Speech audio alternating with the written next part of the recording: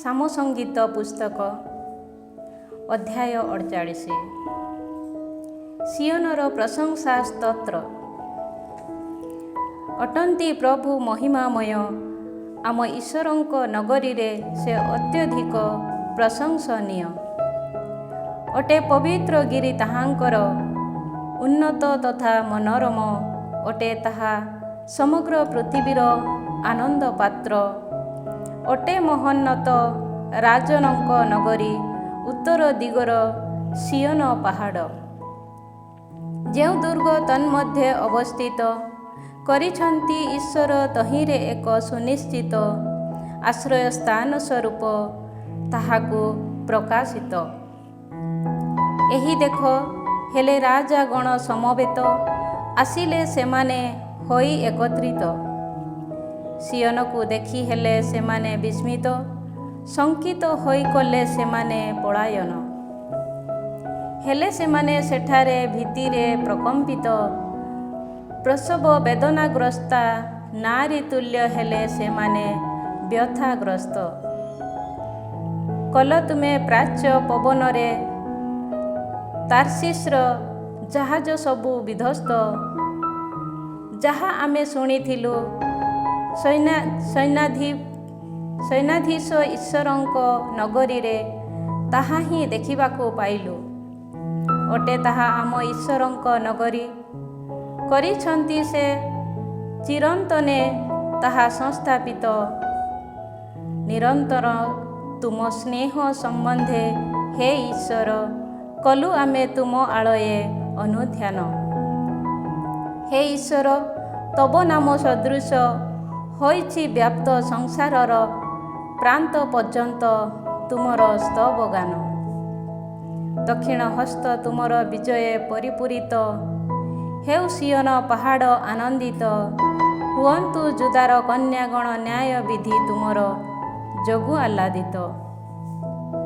କର ସିୟନର ଚତୁଃପାର୍ଶ୍ୱ ଦେଇ ପରିଭ୍ରମଣ, କର ତାହା ପ୍ରଦକ୍ଷିଣ, କର ଗଣନା ତାହାର ଗମ୍ବୁଜ ସକଳର।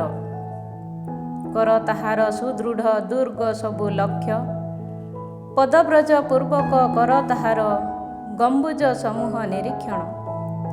ତାହା ହେଲେ ଏହି ଈଶ୍ୱର ଆମ ଶାଶ୍ୱତ ଈଶ୍ୱର ହେବେ, ସେ ସର୍ବଦା ପଥ ପ୍ରଦର୍ଶକ ଆମର। କରିପାରିବ ତୁମେମାନେ ପରବର୍ତ୍ତୀ ବଂଶ ପ୍ରତି ଏହା ବିଜ୍ଞାପନ। ଅଧ୍ୟାୟ 49 ହେ ଜାତି ସକଳ ଶୁଣ, କର କର୍ଣ୍ଣପାତ, ହେ ପୃଥିବୀବାସୀଗଣ। ସାନ ତଥା ବଡ଼, ଧନୀ ତଥା ନିର୍ଦ୍ଧନ ସର୍ବେ କରନ୍ତୁ କର୍ଣ୍ଣପାତ। କରିବ ମୁଖ ମୋର ପ୍ରଜ୍ଞାର କଥନ, କରିବ ଘୋଷଣା ହୃଦୟ ମୋର ପରିଜ୍ଞାନ। କରିବି ନୀତି ବଚନ ପ୍ରତି ମୁଁ କର୍ଣ୍ଣପାତ, ବୀଣା ବାଦନ ସମେତ କରିବି ମୁଁ ବ୍ୟାଖ୍ୟା ମୋ ପ୍ରହେଳିକାର। କରେ ମୋତେ ମୋର ଉତ୍ପୀଡ଼କମାନଙ୍କ ଦୋଷ ସମୂହ ବେଷ୍ଟନ, ଦୁର୍ଦ୍ଦଶା ସମୟେ କରିବି ମୁଁ କାହିଁକି ଭୟ ପ୍ରଦର୍ଶନ। ନିଅନ୍ତି ସେମାନେ ସେମାନଙ୍କ ଧନୁରେ ଆଶ୍ରୟ, କରନ୍ତି ସେମାନଙ୍କ ସମ୍ପଦର ବହୁଳତାରେ ବଡ଼ିମା ପ୍ରକାଶ। ନିଜ ମୁକ୍ତି ମୂଲ୍ୟ ବିନିମୟ କରି ନ ପାରେ କୌଣସି ବ୍ୟକ୍ତି ଅବଶ୍ୟ ନିଜକୁ ମୋଚନ, କିମ୍ବା କରି ନ ପାରେ ସେ ଈଶ୍ୱରଙ୍କୁ ନିଜ ମୁକ୍ତିର ମୂଲ୍ୟ ପ୍ରଦାନ। କାରଣ ନିଜ ଜୀବନର ମୁକ୍ତି ମୂଲ୍ୟ ମହାର୍ଘ ହୋଇ ନ ପାରେ ତାହା କଦାପି ଯଥେଷ୍ଟ। ହୋଇପାରିବ କ'ଣ ସେ ଚିରକାଳ ବ୍ୟାପୀ ସଞ୍ଜୀବିତ? କ'ଣ କରିବ ନାହିଁ ସେ ପାତାଳକୁ ଅବତରଣ? କରନ୍ତି ବିଜ୍ଞ ବ୍ୟକ୍ତିଗଣ ସୁଦ୍ଧା ମୃତ୍ୟୁବରଣ, ହୁଅନ୍ତି ଉଭୟ ମୂଢ଼ ତଥା ନିର୍ବୋଧ ବିନାଶ। ଅନ୍ୟମାନଙ୍କ ଉପଭୋଗ ପାଇଁ କରନ୍ତି ସେମାନେ ପରିତ୍ୟାଗ ସେମାନଙ୍କ ସମ୍ପଦ। ଲାଭ କରିବ ସେ ଏ ସମସ୍ତର ଦର୍ଶନ। ଯଦିଓ କରିଥିଲେ ସେମାନେ ସେମାନଙ୍କ ଭୂସମ୍ପଦକୁ ନିଜସ୍ୱ ରୂପେ ବିଚାର, ତଥାପି ହେବ କବର ସମୂହ ନିତ୍ୟ ବସତି ସେମାନଙ୍କର। ହେବ ତାହା ବଂଶାନୁକ୍ରମେ ବାସସ୍ଥାନ ସେମାନଙ୍କର। ରହିବ ନାହିଁ ମାନବ କଦାପି ନିଜର ପ୍ରତାପେ, ବିନାଶ ହେଉଥିବା ପଶୁ ସଦୃଶ ଅଟେ ସେ। ଯେଉଁମାନେ ନିର୍ବୋଧ ଆତ୍ମପ୍ରତ୍ୟୟ ବିଶିଷ୍ଟ, ସେମାନଙ୍କ ଦଶା ଓ ଯେଉଁମାନେ ନିଜ ସମ୍ପଦ ସମ୍ବନ୍ଧେ ମୁଗ୍ଧ ଅଟେ, ଏହି ପରିସମାପ୍ତି ସେମାନଙ୍କର। ମେଷ ସମୂହ ସଦୃଶ ପାତାଳ ପାଇଁ ସେମାନେ ନିର୍ଦ୍ଧାରିତ ଅଟେ। ମେଷ ପାଳକ ସେମାନଙ୍କର ମୃତ୍ୟୁ ଯାଆନ୍ତି ଅବତରି, ସେମାନେ ସମାଧିକୁ ସିଧାସଳଖ ହେବ। ରୂପ ସେମାନଙ୍କର କ୍ଷୟ ପ୍ରାପ୍ତ ହେବ, ପାତାଳ ବସତି ସେମାନଙ୍କ। କିନ୍ତୁ କରିବେ ଈଶ୍ୱର ପାତାଳ କବରରୁ ମୋ ଆତ୍ମାକୁ ମୁକ୍ତ, କରିବେ ସେ ମୋତେ ଗ୍ରହଣ। ହେବ ଯେବେ ଜଣେ ବ୍ୟକ୍ତି ଧନଶାଳୀ, ହେବ ଯେବେ ଗୃହ ତାର ଐଶ୍ୱର୍ଯ୍ୟଶାଳୀ, ହୁଅ ନାହିଁ ତୁମେ ତେବେ ଭୀତ। କରିବ ନାହିଁ ସେ ମୃତ୍ୟୁ ସମୟେ ନିଜ ସଙ୍ଗେ କିଛି ହିଁ ବହନ, କରିବ ନାହିଁ ମହିମା ତାର ତାକୁ ଅନୁଗମନ। କରିଥିଲା ସେ ନିଜ ଜୀବନ କାଳେ ଯଦିଓ ବିବେଚନା ଯେ ଅଟେ ସେ ଜଣେ ସୌଭାଗ୍ୟବାନ, ଐଶ୍ୱର୍ଯ୍ୟ ତାର ଦେଖି ଯଦିଓ କରିଥିଲେ ଲୋକେ ତାର ପ୍ରଶଂସା ଗାନ। ତଥାପି କରିବେ ନାହିଁ ଲାଭ ଯେଉଁମାନେ, ଆଉ କେବେ ହେଁ ଜ୍ୟୋତିର ଦର୍ଶନ, ସେହି ନିଜ ପିତୃପୁରୁଷମାନଙ୍କ ସମୀପକୁ କରିବ ସେ ପ୍ରସ୍ଥାନ। ରହିବ ନାହିଁ ମାନବ କଦାପି ନିଜର ପ୍ରତାପେ, ବିନାଶ ହେଉଥିବା ପଶୁ ସଦୃଶ ଅଟେ ସେ। ଅଧ୍ୟାୟ 50। ଉପାସନା ସାମ। ଯିଏ ପରାକ୍ରମୀ କରନ୍ତି ପ୍ରଭୁ, ସେହି ଈଶ୍ୱର କଥନ କରନ୍ତି ସେ ପୂର୍ବରୁ ପଶ୍ଚିମ ପର୍ଯ୍ୟନ୍ତ ବ୍ୟାପ୍ତ ସମଗ୍ର ପୃଥିବୀକୁ ଆହ୍ୱାନ। ସୌନ୍ଦର୍ଯ୍ୟରେ ପରିପୂର୍ଣ୍ଣ ସିୟନ ଠାରୁ ହୁଅନ୍ତି ଈଶ୍ୱର ପ୍ରଦୀପ୍ୟମାନ। କରନ୍ତି ଆମ ଈଶ୍ୱର ଗମନ, ରହିବେ ନାହିଁ ସେ ହୋଇ ନୀରବ। ଦେଖ ତାହାଙ୍କ ସମ୍ମୁଖରେ ସଂହାରକ ଅଗ୍ନି ଏକ, ତାହାଙ୍କ ଚତୁଃପାର୍ଶ୍ୱେ ଝଡ଼ ତୋଫାନ ଏକ। କରନ୍ତି ସେ ଯେପରି ସ୍ୱଜନମାନଙ୍କ ବିଚାର ସାଧନ, ତନ୍ନିମନ୍ତେ କରନ୍ତି ସେ ଆକାଶମଣ୍ଡଳ ତଥା ଧରାଧାମକୁ ଆହ୍ୱାନ। ନୈବେଦ୍ୟ ଉତ୍ସର୍ଗ ଦ୍ୱାରା କରିଥିଲେ ଯେଉଁମାନେ ବ୍ୟବସ୍ଥା ମୋ ସହ, କରି ନାହିଁ ମୋର ବିଶ୍ୱସ୍ତତାମାନଙ୍କୁ ଏକତ୍ରିତ। କରେ ନଭମଣ୍ଡଳ ତାହାଙ୍କ ନୀତିନିଷ୍ଠା ବିଜ୍ଞାପନ, କାରଣ ଅଟନ୍ତି ସ୍ୱୟଂ ଈଶ୍ୱର ନ୍ୟାୟାଧୀଶ। ଶୁଣ ହେ ମୋର ସ୍ୱଜନ, କରିବି ମୁଁ କଥନ, ହେ ଇସ୍ରାଏଲ କରିବି ମୁଁ ତୁମ ବିପକ୍ଷେ ସାକ୍ଷ୍ୟ ଦାନ। ମୁଁ ଅଟେ ଈଶ୍ୱର ତୁମମାନଙ୍କର ଈଶ୍ୱର। କରେ ନାହିଁ ମୁଁ ତୁମ ବଳିଦାନ ସମ୍ବନ୍ଧେ ତୁମକୁ ତିରସ୍କାର, ହୋମ ବଳି ତୁମର ସର୍ବଦା ମୋ ସନ୍ନିଧାନେ ବିରାଜମାନ। ତୁମ ଗୃହରୁ କୌଣସି ବୃଷ କିମ୍ବା ତୁମ ପୋଲରୁ କୌଣସି ପୁଂମେଷ କରିବି ନାହିଁ ମୁଁ ଗ୍ରହଣ। ବନବାସୀ ସମସ୍ତ ପଶୁ ଓ ସହସ୍ର ସହସ୍ର ପର୍ବତର ଗୋପଲ ମୋର। ଆକାଶର ସମସ୍ତ ପକ୍ଷୀ ମୋତେ ଅବଗତ, କ୍ଷେତର ସମସ୍ତ ଅଟେ ମୋର। ମୁଁ ଯଦି କ୍ଷୁଧାର୍ତ, ତେବେ କରିବି ନାହିଁ ତାହା ତୁମକୁ ପ୍ରକାଶ, କାରଣ ସଂସାର ତଥା ତନ୍ନିବାସୀ ସମସ୍ତେ ଅଟନ୍ତି ମୋର। କରେ କ'ଣ ମୁଁ ବଦଳ ଗୁଡ଼ିକର ମାଂସ ଭୋଜନ, କରେ କ'ଣ ମୁଁ ଛାଗମାନଙ୍କ ରକ୍ତପାନ। କର ଈଶ୍ୱରଙ୍କ ଉଦ୍ଦେଶ୍ୟ କୃତଜ୍ଞତାତ୍ମକ ବଳି ଉତ୍ସର୍ଗ, କର ପରାତ୍ପରଙ୍କ ଉଦ୍ଦେଶ୍ୟ ତୁମ ମାନସିକ ବ୍ରତ ପରିପୂର୍ଣ୍ଣ। ଦୁର୍ଦ୍ଦଶା ଦିନେ ଡାକି ମୋତେ କର ନିବେଦନ, କରିବି ମୁଁ ତୁମକୁ ମୁକ୍ତ, କରିବ ତୁମେ ମୋତେ ଗୌରବାନ୍ୱିତ। କିନ୍ତୁ ଦୁଷ୍ଟକୁ କହନ୍ତି ଈଶ୍ୱର, କର ତୁମେମାନେ ଯେପରି ଆବୃତ୍ତି, ନିୟମାବଳୀ ମୋର କିମ୍ବା କର ଯେପରି ମୋର ବ୍ୟବସ୍ଥା ବିଧାନ ଉଚ୍ଚାରଣ ତନ୍ନିମନ୍ତେ ତୁମର ବା କି ଅଧିକାର? କରୁଅଛ ତୁମେ ଅନୁଶାସନକୁ ଘୃଣା, ଦର୍ଶାଇଅଛ ତୁମେ ଅବମାନନା ବଚନ ମୋର ପ୍ରତି। ପାଇଅଛ ତୁମେ ଯେବେ ଜଣେ ଚୋରର ଦର୍ଶନ, ହେଉଅଛ ତୁମେ ତେବେ ବନ୍ଧୁ ତାର କରୁଅଛ ସ୍ଥାପନ ତୁମେ ବ୍ୟଭିଚାରମାନଙ୍କ ସହ ବନ୍ଧୁତ୍ୱ। ଅନିଷ୍ଟ ସାଧନ ପାଇଁ ଛାଡ଼ି ଦେଉଅଛ ତୁମେ ନିଜ ମୁଖ ଉନ୍ମୁକ୍ତ, କରିଅଛି ତୁମ ଜିହ୍ୱା ପ୍ରବଞ୍ଚନାକୁ ରୂପାୟିତ। କରୁଥାଅ ତୁମେ ନିଜ ଭ୍ରାତା ବିପକ୍ଷେ କଥନ, ନିଜ ମାତାର ପୁତ୍ର ବିରୁଦ୍ଧେ ତୁମେ କୁତ୍ସା ରଟନା କରୁଥାଅ। ଏପରି କାର୍ଯ୍ୟ ତୁମେ କରିଥିବା ସତ୍ତ୍ୱେ ହେଲି ମୁଁ ନୀରବ। କଲ ତୁମେ ମୋତେ ବିବେଚନା ତୁମ ଭଳି ଜଣେ ବ୍ୟକ୍ତି ସଦୃଶ୍ୟ। କିନ୍ତୁ ବର୍ତ୍ତମାନ କରେ ମୁଁ ତୁମକୁ ତିରସ୍କାର, କରେ ମୁଁ ତୁମ ସମ୍ମୁଖେ ସେ ସବୁ ସ୍ଥାପନ। ହେ ଈଶ୍ୱର, ବିସ୍ମୃତ ଲୋକେ କର ଏହା ସ୍ମରଣ, ନଚେତ୍ କରିବି ମୁଁ ତୁମକୁ ବିଦୀର୍ଣ୍ଣ। ଉଦ୍ଧାରାର୍ଥେ କେହି ନଥିବ ତୁମର। ବଳିଦାନ ସଦୃଶ୍ୟ କରେ ଯିଏ କୃତଜ୍ଞତାର୍ପଣ, ଦିଏ ସେ ମୋତେ ସମ୍ମାନ। କରେ ଯିଏ ଯଥାର୍ଥ ପଥେ ବିଚରଣ, କରିବି ମୁଁ ତା ପ୍ରତି ପ୍ରକାଶ ଈଶ୍ୱରଙ୍କ ପରିତ୍ରାଣ। ବ୍ୟକ୍ତିଗତ ବିଳାପ ଗୀତି ଅଧ୍ୟାୟ 51। ହେ ଈଶ୍ୱର, ନିରନ୍ତର ସ୍ନେହ ଅନୁଯାୟୀ ତୁମର କର ମୋତେ କରୁଣା ପ୍ରଦର୍ଶନ। ତବ କରୁଣାର ବହୁଳତା ଅନୁସାରେ କର ମୋ ଅପରାଧ ସବୁ ନିଶ୍ଚିହ୍ନ।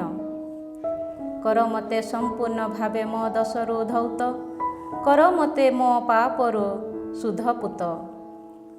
ମୋର ଅପରାଧ ସକଳ ସମ୍ବନ୍ଧେ ମୁଁ ଅବଗତ, ମୋର ପାପ ସର୍ବଦା ମୋ ସମ୍ମୁଖେ ଉପସ୍ଥିତ। ତୁମ ବିରୁଦ୍ଧେ କେବଳ ତୁମ ବିପକ୍ଷେ କଲି ମୁଁ ପାପ, ତୁମ ଦୃଷ୍ଟିରେ କରିଅଛି ମୁଁ ସାଧନ ମନ୍ଦ କାର୍ଯ୍ୟକଳାପ। ସୁତରାଂ ଅଟ ତୁମେ ତୁମ ପ୍ରଦତ୍ତ ଦଣ୍ଡାଜ୍ଞାରେ ନୀତିନିଷ୍ଠ, ବିଚାର କରିବା ବେଳେ ତୁମେ ନିର୍ଦ୍ଦୋଷ। ହେଲି ମୁଁ ଅପରାଧରେ ନିର୍ମିତ, କଲା ମୋତେ ଜନନୀ ମମ ପାପରେ ଗର୍ଭଧାରଣ। ଚାହୁଁଥାଅ ତୁମେ ହୃଦୟ ମଧ୍ୟରେ ସମ୍ଭୂତ ସତ୍ୟ, ସୁତରାଂ ମୋ ହୃଦୟେ ମୋତେ ଶିକ୍ଷା ଦିଅ। କର ମୋତେ ହିସପରେ ପୂତ ପବିତ୍ର, ତାହା ହେଲେ ହେବି ମୁଁ ଶୁଦ୍ଧ। କର ମୋତେ ଧୌତ, ତାହା ହେଲେ ହେବି ମୁଁ ହିମ ଅପେକ୍ଷା ଅଧିକ ଶ୍ଵେତ। କର ମୋତେ ଆନନ୍ଦ ତଥା ଆହ୍ଲାଦପୂର୍ଣ୍ଣ, ତୋ ଦ୍ୱାରା କରୁ ଆନନ୍ଦ ତୁମ ଦ୍ୱାରା ବିଧ୍ୱସ୍ତ ଅସ୍ତି ସକଳ ମୋର। କରି ରଖ ଲୁକାୟିତ ମୋ ପାପ ସମୂହରୁ ମୁଖ ତୁମର, କର ନିଶ୍ଚିନ୍ତ ସକଳ ଦୋଷ ସକଳ ମୋର। ହେ ଈଶ୍ୱର, କର ମୋ ଅନ୍ତରେ ଏକ ନିର୍ମଳ ହୃଦୟ ସୃଜନ, କର ମୋ ମଧ୍ୟରେ ଏକ ନୂତନ ତଥା ସୁସ୍ଥିର ଆତ୍ମା ସ୍ଥାପନ। କର ନାହିଁ ମୋତେ ତୁମ ସନ୍ନିଧାନରୁ ବହିଷ୍କୃତ, କର ନାହିଁ ମୋ ଠାରୁ ତୁମର ପବିତ୍ର ଆତ୍ମାଙ୍କୁ ଅପସାରିତ। କର ମୋତେ ତୁମ ପରିତ୍ରାଣର ଆନନ୍ଦ ପୁନଃ ପ୍ରଦାନ, ଦେଇ ଏକ ସ୍ୱଚ୍ଛନ୍ଦ ଆତ୍ମା ମୋତେ ଧରି ରଖ। ତାହା ହେଲେ ମାର୍ଗାବଳୀ ସମ୍ବନ୍ଧେ ତୁମ ଦେବି ମୁଁ ଅପରାଧୀମାନଙ୍କୁ ଶିକ୍ଷୋପଦେଶ, କରିବେ ପାପୀଗଣ ତୁମ ସମୀପକୁ ପ୍ରତ୍ୟାବର୍ତ୍ତନ। ହେ ଈଶ୍ୱର, ମୋ ପରିତ୍ରାଣର ହେ ଈଶ୍ୱର, କର ମୋତେ ଦାନ ରକ୍ତପାତ ଦୋଷରୁ ମୋଚନ। ତାହା ହେଲେ କରିବ ଉଚ୍ଚ ସ୍ୱରେ ପରିତ୍ରାଣ, ତୁମର ସମ୍ବନ୍ଧେ ଜିହ୍ୱା ମୋର ବିଜ୍ଞାପନ। କର ହେ ପ୍ରଭୁ ମୋର ଅଧର ଉନ୍ମୁକ୍ତ, କରିବ ମୁଖ ମୋର ତୁମର ସ୍ତବ ଗାନ। ହେଉନାହିଁ ତୁମେ ବଳିଦାନରେ ସନ୍ତୁଷ୍ଟ, ଯଦିଓ କରେ ମୁଁ ହୋମବଳି ଉତ୍ସର୍ଗ, ତଥାପି ହେଉନାହିଁ ତୁମେ ସେଥିରେ ସନ୍ତୁଷ୍ଟ। ଅଟେ ଈଶ୍ୱରଙ୍କ ପ୍ରତି ସୁଗ୍ରାହ୍ୟ ବଳି ଏକ ଭଗ୍ନ ଆତ୍ମା। କର ନାହିଁ ହେ ଈଶ୍ୱର ଏକ ଭଗ୍ନ ତଥା ଅନୁତପ୍ତ ହୃଦୟକୁ ଅବଜ୍ଞା। ତୁମ ସଦିଚ୍ଛାରେ କର ସିୟନ ପ୍ରତି ମଙ୍ଗଳ ସାଧନ। କର ଜେରୁସଲେମ ପ୍ରାଚୀରର ପୁନଃନିର୍ମାଣ।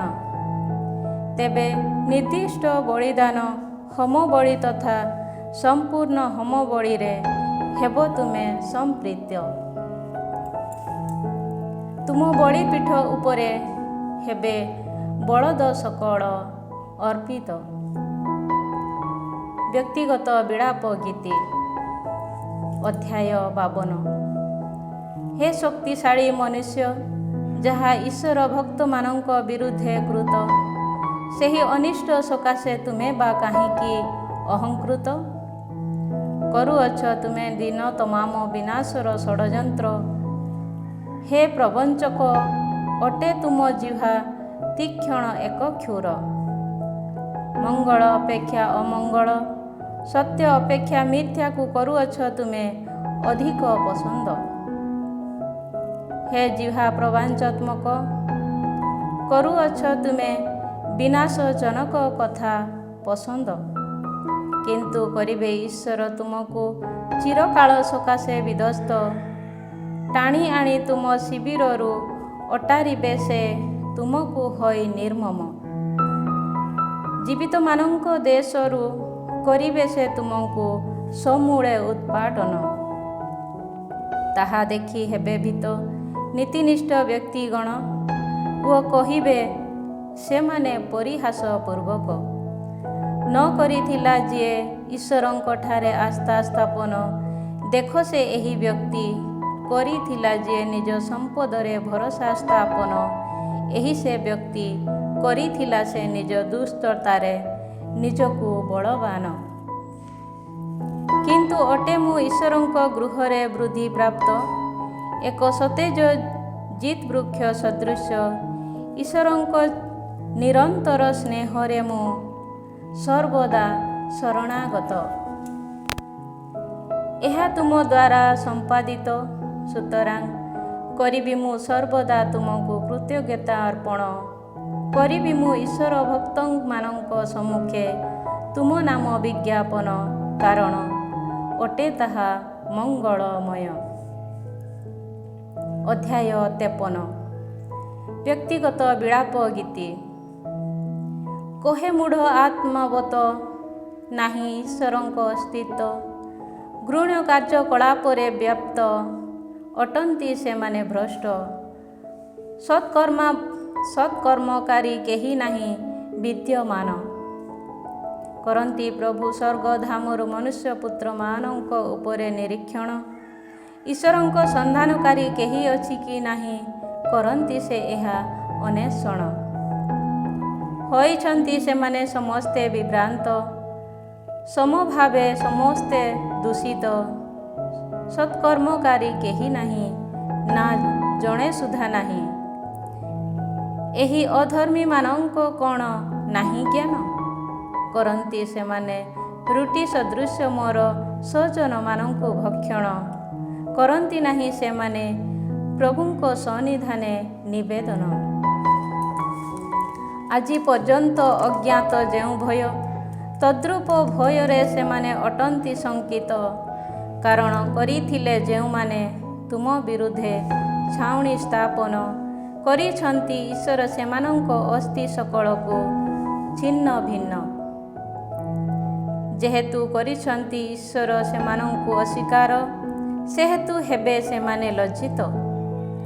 ହୁଅନ୍ତା ଇସ୍ରାଏଲର ମୁକ୍ତି ଯଦି ସିୟନରୁ ଆଗତ, ହେବେ ଯେବେ ସ୍ୱଜନମାନଙ୍କ ଐଶ୍ୱର୍ଯ୍ୟ ପ୍ରଭୁଙ୍କ ଦ୍ୱାରା ପୁନଃସ୍ଥାପିତ। ହେବେ ଯାକୋବ ତେବେ ଆନନ୍ଦିତ ଓ ହେବେ ଇସ୍ରାଏଲ ଆହ୍ଲାଦିତ। ବ୍ୟକ୍ତିଗତ ବିଳାପ ଗୀତି ଅଧ୍ୟାୟ 54। ହେ ଈଶ୍ୱର, କର ମୋତେ ତୁମ ନାମ ସକାଶେ ଉଦ୍ଧାର। କର ସାଧନ ମୋ ପ୍ରତି ତୁମ ଶକ୍ତିରେ ନ୍ୟାୟ ବିଚାର। ହେ ଈଶ୍ୱର, ଶୁଣ ପ୍ରାର୍ଥନା ମୋର, ମୋର ମୁଖ ନିଃସୃତ ବଚନ ପ୍ରତି କର୍ଣ୍ଣପାତ କର। ହୋଇଛନ୍ତି ଅହଙ୍କାରୀ ଲୋକେ ମୋ ବିରୁଦ୍ଧେ ଉତ୍ଥିତ, କରନ୍ତି ମୋ ଜୀବନର ବିନାଶ ପାଇଁ ନିଷ୍ଠୁର ଲୋକେ ଅନ୍ୱେଷଣ। କରୁନାହାନ୍ତି ସେମାନେ ନିଜ ନିଜ ମନେ ଈଶ୍ୱରଙ୍କ ସମ୍ବନ୍ଧେ ଅନୁଧ୍ୟାନ। ଦେଖ, ହୋଇଛନ୍ତି ଈଶ୍ୱର ମୋ ସହାୟକ, ହୋଇଛନ୍ତି ପ୍ରଭୁ ମୋ ଜୀବନର ସମର୍ଥକ। ସାଧନ କରି ଅନିଷ୍ଟ କାର୍ଯ୍ୟ ନେବେ ସେ ମୋର ଶତ୍ରୁମାନଙ୍କ ବିରୁଦ୍ଧେ ପ୍ରତିଶୋଧ। ତୁମ ସତ୍ୟତାରେ କର ସେମାନଙ୍କ ବିନାଶ ସଂଗଠିତ। ସ୍ୱେଚ୍ଛାଦତ୍ତ ନୈବେଦ୍ୟ ସ୍ୱର୍ଗ ଦ୍ୱାରା କରିବି ମୁଁ ତୁମ ଉଦ୍ଦେଶ୍ୟ ବଳି ଅର୍ପଣ। କରିବି ମୁଁ ହେ ପ୍ରଭୁ ତୁମ ନାମ ପ୍ରତି କୃତଜ୍ଞତା ଅର୍ପଣ, କାରଣ ଅଟେ ତାହା ଉତ୍ତମ। କାରଣ କରିଅଛ ପ୍ରଦାନ ତୁମେ ମୋର ସକଳ ଦୁର୍ଦ୍ଦଶାରୁ ମୋଚନ। କରିଅଛି ଚକ୍ଷୁ ମୋର ବିଜୟାନନ୍ଦେ ମୋର ଶତ୍ରୁମାନଙ୍କୁ ନିରୀକ୍ଷଣ।